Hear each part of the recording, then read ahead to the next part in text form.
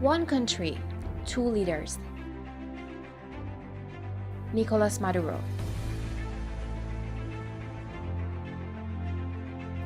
Juan Guaido. Venezuela, a country on the verge of humanitarian, social, and economic crisis, is stuck in tug-of-war between two presidents. A country known for its strong democracy in late 90s is now struggling to have a stable government. It all started after Hugo Chávez's 15-year-long rule ended with his death, and his disciple Nicolas Maduro assumed power and became president of Venezuela in 2013. And that's when dark days of Venezuela began.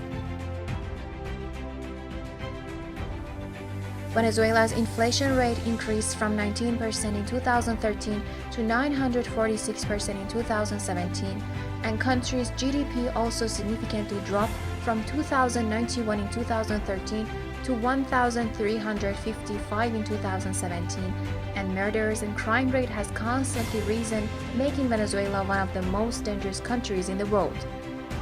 This has forced almost 19% of population to live in poverty and face severe food, medicine, and electricity shortages.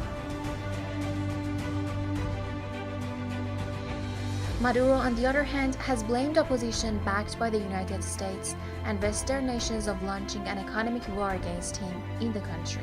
Hay una amenaza. No puedo decir hoy que haya un riesgo.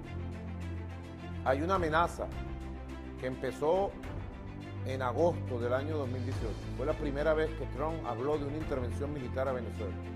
The crisis escalated in the beginning of January, when the relatively unknown Juan Guaido first gained prominence when he became the head of the National Assembly.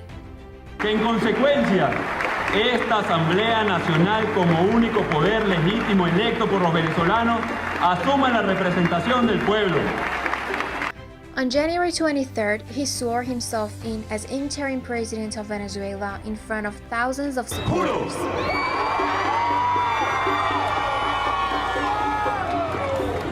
Asumir formalmente las competencias del Ejecutivo Nacional como el presidente encargado de Venezuela. And South American countries like Colombia, Brazil, and Peru gave their prompt support to Guaido. But his most notable supporter, however, was the United I'm States. Pence, the Vice President of the United States. The United States supports the courageous decision by Juan Guaido, the President of your National Assembly, to assert that body's constitutional powers, declare Maduro a usurper, and call for the establishment of a transitional government. On the other hand, countries like Russia, China, and Turkey have extended their support to Maduro.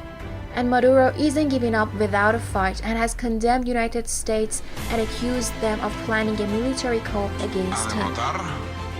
Un golpe de Estado que pretende intervenir la vida política, echar de un lado la soberanía de Venezuela e instaurar un régimen títere a los intereses del imperio estadounidense y de sus aliados del mundo occidental.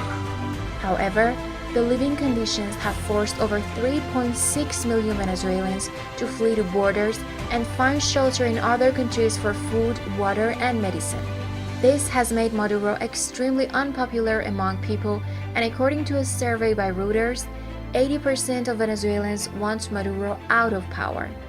What's next in this crisis is unknown, but what's known is in this crisis for power, millions of lives are at stake.